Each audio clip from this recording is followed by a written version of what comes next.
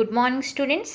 Today's concept is Miller indices, Miller సూచికలు. Miller indices, Miller సూచికలు.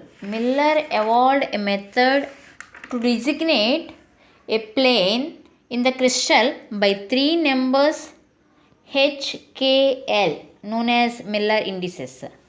Miller evolved a method to designate a plane in the crystal by three numbers H, K, L, known as Miller indices. Miller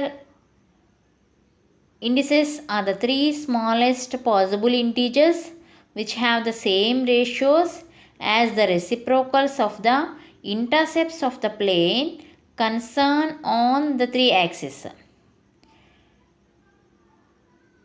Miller indices అని ఎప్పుడు అంటామంటే Miller ఒక మెథడ్ని చెప్పాడు. ఆ method ఏంటంటే మనం క్రిస్టల్లో ఉండేటటువంటి ప్లేన్ని చెప్పడం కోసం 3 నెంబర్స్ తీసుకుని హెచ్కేఎల్ అనే నెంబర్స్ తీసుకుని వాటి ద్వారా మనకి మిల్లర్ ఇండిసెస్ గురించి చెప్పడం జరిగింది. ఎలా చెప్పాడంటే ఈ 3 హెచ్కేఎల్ నెంబర్స్ ఏవైతే ఉన్నాయో అవి ఆ మూడు కూడా స్మాలెస్ట్ పాసిబుల్ ఇంటీజర్స్. అవి ఎలా మనం రాబడతాము అంటే మనం ఇక్కడ డయాగ్రామ్లో చూపించినట్టుగా మనకి ఇక్కడ ఇంటర్సెప్టింగ్ పాయింట్స్ ఏవైతే ఉన్నాయో ఆ పాయింట్స్ని తీసుకుని వాటిని రెసిప్రోకల్ చేసి దాన్ని కనుక మనం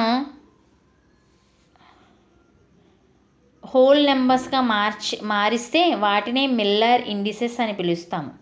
ఎలా అనేది కింద మనం ఎగ్జాంపుల్స్ ద్వారా చూద్దాము, అప్పుడు తెలుస్తుంది.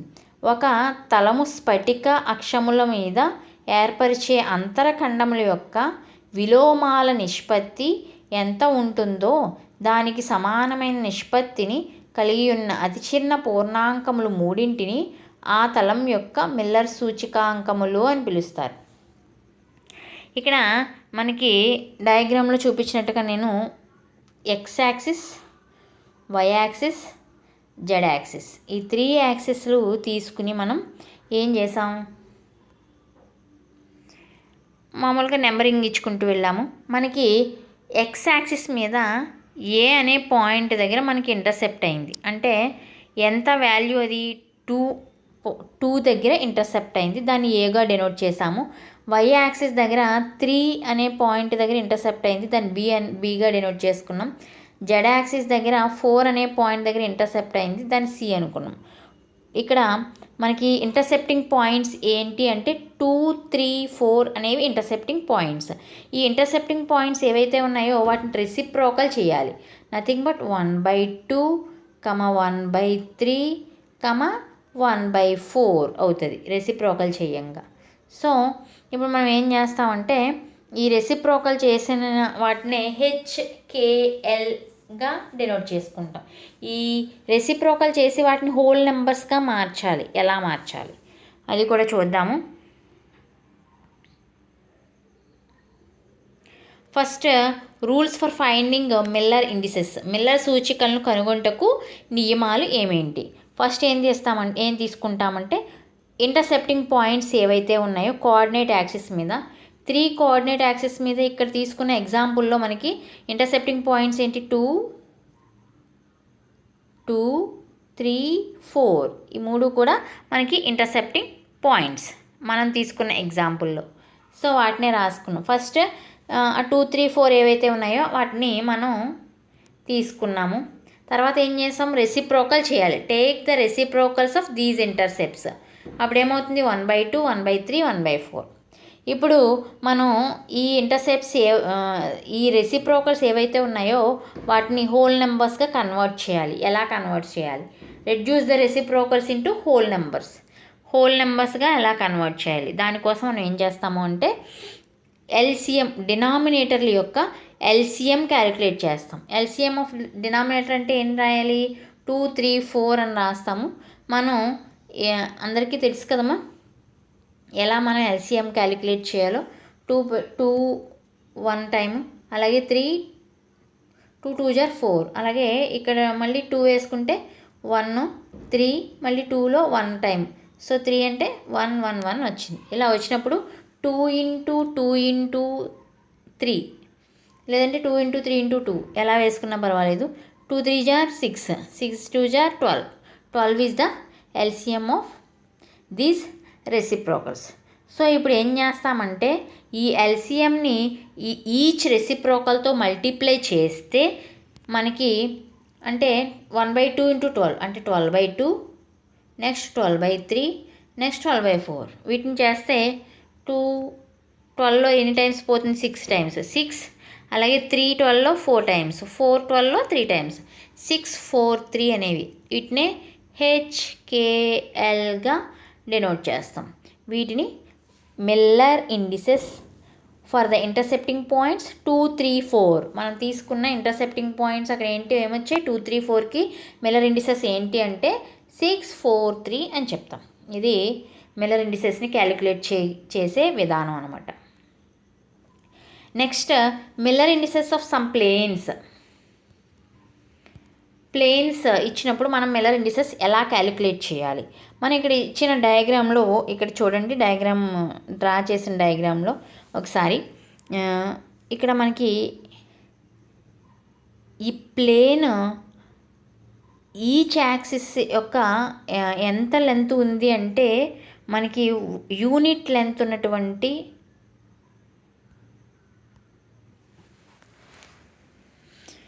ఈ ప్లేన్ అబ్జర్వ్ చేస్తే మీరు మనం ఎలా కన్సిడర్ చేసాము అంటే యూనిట్ లెంత్ ఉన్నటువంటి ప్రతి సైడు ఈ క్యూబ్ యొక్క ప్రతి సైడు కూడా మనకి యూనిట్ లెంత్ ఉంది అని చెప్పి తీసుకున్నాం.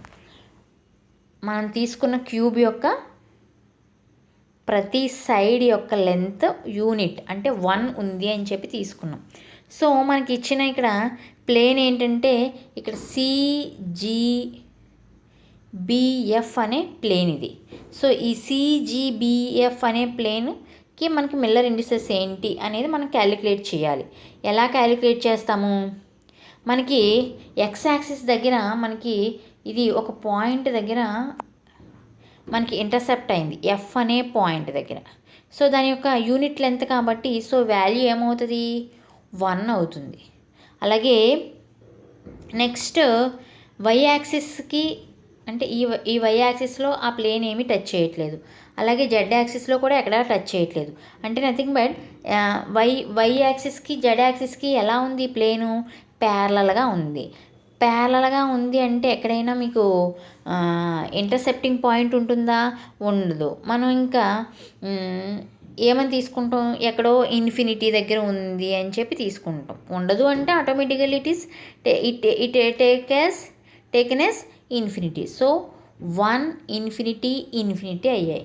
ఇప్పుడు ఈ 1 ఇన్ఫినిటీ అనగానే వీటి రెసిప్రోకల్స్ తీసుకోండి. 1/1, 1/∞, 1/∞. ఇది ఏమైంది?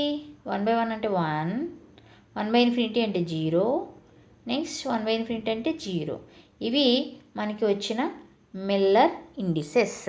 ఈ ప్లేన్కి CGFB అనే ప్లేన్ ఏదైతే ఉందో ఆ ప్లేన్కి మనకి మిల్లర్ ఇండిసెస్ ఏంటి అంటే 1 0 0 ప్లేన్ అని చెప్తామన్నమాట. అది మనకి ఇక్కడ ఇచ్చిన ఫిగర్ని బట్టి మనం మిల్లర్ ఇండిసెస్ క్యాలిక్యులేట్ చేస్తాం. అలాగే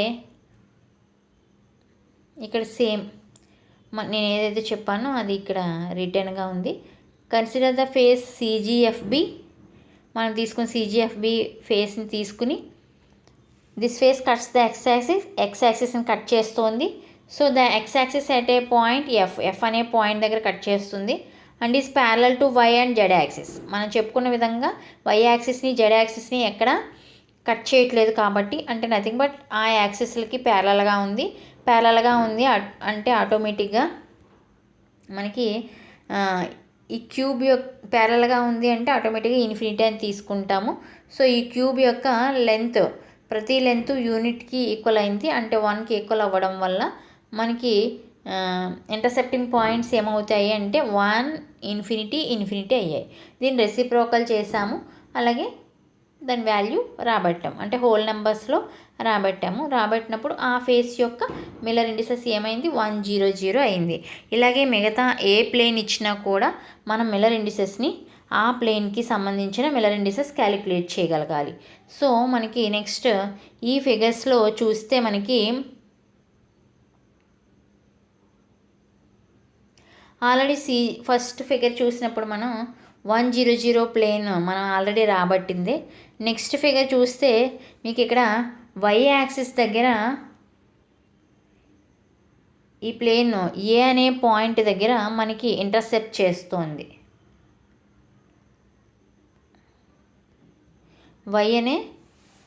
వై యాక్సిస్ దగ్గర ఏ అనే పాయింట్ దగ్గర ఇంటర్సెప్ట్ చేస్తోంది. అంటే ఏంటి, వాల్యూ ఏమవుతుంది, 1 ఇంటర్సెప్ట్ చేస్తుంది కాబట్టి 1. అలాగే ఇంకా ఎక్స్ యాక్సిస్ దగ్గర ఎక్కడ ఇంటర్సెప్ట్ చేయట్లేదు, వై యాక్సిస్ దగ్గర కూడా ఎక్కడ ఇంటర్సెప్ట్ చేయట్లేదు. అంటే రెండు యాక్సిస్ ఎక్స్ యాక్సిస్కి జెడ్ యాక్సిస్కి ఎలా ఉంది, ప్యారలల్గా ఉన్నట్టు. ప్యారలల్గా ఉంటే మనకి ఇంటర్సెప్టింగ్ పాయింట్స్ ఏమవుతాయి, ఇన్ఫినిటీ అవుతాయి. ఎక్స్ యాక్సిస్ దగ్గర మనకి ఇన్ఫినిటీ కదమ్మా, ఎక్స్ యాక్సిస్ దగ్గర ఇన్ఫినిటీ ఇంటర్సెప్టింగ్ పాయింట్. అలాగే వై యాక్సిస్ అంటే 1 యూనిట్ లెంత్ ఉన్న క్యూబ్ అనుకున్నాం కాబట్టి. అలాగే జెడ్ యాక్సిస్ దగ్గర ఇన్ఫినిటీ. సో మిల్లర్ ఇండిసెస్ వస్తే రెసిప్రోకల్ తీసుకుంటే 1/∞ 0, అలాగే 1/1 1, 1/∞ 0, 0 1 0 అనేది ఈ ప్లేన్ యొక్క మిల్లర్ ఇండిసెస్. ఈ ప్లేన్ యొక్క మిల్లర్ ఇండిసెస్ ఏమవుతుంది, 0 1 0 ప్లేన్ అంట అనమాట ఇది. సో ఇక్కడ రిప్రజెంట్ చేసినట్టుగా మనం 0 1 0 ప్లేన్. అలాగే థర్డ్ ఫిగర్ మనం అబ్జర్వ్ చేస్తే ఇక్కడ హెచ్ అనే పాయింట్ దగ్గర మనకి జెడ్ యాక్సిస్ దగ్గర జెడ్ యాక్సిస్ మీద హెచ్ అనే పాయింట్ దగ్గర ఇంటర్సెప్ట్ అవుతుంది ఆ ప్లేన్, మనం డ్రా చేసిన ప్లేన్. సో ఇప్పుడు మనకి ఎక్స్ యాక్సిస్కి వై యాక్సిస్కి ఎలా ఉన్నట్టు, ప్యారలల్గా ఉన్నట్టు. సో ప్యారలల్గా ఉంది అంటే ఆటోమేటికల్ ఇట్ ఈజ్ ఇన్ఫినిటీ అలాగే 1. దానికి మనం మిల్లర్ ఇండిసెస్ రాస్తే 0 0 1. సో అది ఏ ప్లేన్ అవుతుంది, 0 0 1 ప్లేన్ అవుతుంది. నెక్స్ట్ ఈ 2 ఫిగర్స్ కూడా different from above 3 figures. First 3 figures మనకి ఒకటి వస్తే మిగతావన్నీ క్లియర్గా చెప్పగలుగుతాం. ఇవి మీరు కేర్ఫుల్గా అబ్జర్వ్ చేయాలి. చూడండి, ఎక్స్ యాక్సిస్ దగ్గర ఎఫ్ అనే పాయింట్ దగ్గర మనకి ఇంటర్సెప్ట్ అయింది. అలాగే వై యాక్సిస్ దగ్గర ఏ అనే పాయింట్ దగ్గర ఇంటర్సెప్ట్ అయింది. జెడ్ యాక్సిస్ దగ్గర ఎక్కడా కూడా ఇంటర్సెప్ట్ అవ్వలేదు ఆ ప్లేన్. సో దానివల్ల ఏమవుతుంది, ఎక్స్ యాక్సిస్ అనగానే 1 దగ్గర, అలాగే వై యాక్సిస్ అనగానే 1 యూనిట్ లెంత్ కాబట్టి, జెడ్ యాక్సిస్కి ప్యారలల్గా ఉంది కాబట్టి ఆటోమేటికల్ ఇట్ ఈస్ ఇన్ఫినిటీ. దాని మిల్లర్ ఇండిసెస్ రాయాలి అంటే 1 1 0 అనే ప్లేన్ని రిప్రజెంట్ చేస్తుంది మనకి ఇచ్చిన డయాగ్రామ్. అలాగే నెక్స్ట్ చూస్తే మనకి ఎక్స్ యాక్సిస్ దగ్గర ఎఫ్ అనే పాయింట్ దగ్గర ఇంటర్సెప్ట్ అయింది, వై యాక్సిస్ దగ్గర ఏ అనే పాయింట్ దగ్గర, జెడ్ యాక్సిస్ దగ్గర హెచ్ అనే పాయింట్ దగ్గర ఇంటర్సెప్ట్ అయింది మన ప్లేన్. సో ఈ క్యూబ్ యొక్క లెంత్ లెంత్ ఏంటంటే యూనిట్ కాబట్టి 1 కాబట్టి, సో ఎక్స్ యాక్సిస్ దగ్గర 1 అనే పాయింట్ దాని యొక్క లెంత్ 1 అవుతుంది. అలాగే వై యాక్సిస్ 1, జెడ్ యాక్సిస్ కూడా 1. మనం రెసిప్రోకల్ చేసినా కూడా ఇవే వస్తాయి, 1 1 1. సో ఈ ప్లేన్ దీన్ని రిప్రజెంట్ చేస్తుంది, మిల్లర్ ఇండిసెస్ 1 1 1 ప్లేన్ని రిప్రజెంట్ చేస్తుంది ఈ diagram. This is all about Miller indices. So ఈ మిల్లర్ ఇండిసెస్ డయాగ్రామ్స్ గీయడం చాలా ఈజీ అమ్మా. యాక్చువల్గా మీరు ఫేస్ను బట్టి అక్కడ మనకి ఎగ్జామ్లో ఇచ్చేటప్పుడు 100 ప్లేన్ని రిప్రజెంట్ చేయండి అని కానీ, లేకపోతే 100 010 అని కానీ 110 ప్లేన్స్ రిప్రజెంట్ చేస్తూ దాన్ని ఎక్స్ప్లెయిన్ చేయండి అని ఇచ్చినప్పుడు దానికి సంబంధించిన ప్లేన్స్ మాత్రమే మనం గీస్తే సరిపోతుంది. అన్నీ గీయాల్సిన అవసరం లేదు. ఏమీ అడగకపోతే మొత్తం అన్ని ప్లేన్స్ గీయాలి. ఓకే, ఇది కూడా మీకు ఒక్కొక్కసారి 10 మార్క్స్లో అడుగుతాడమ్మా, లేకపోతే ఒక్కొక్కసారి 5 మార్క్స్లో కూడా అడిగే అవకాశం ఉంది. Thank you.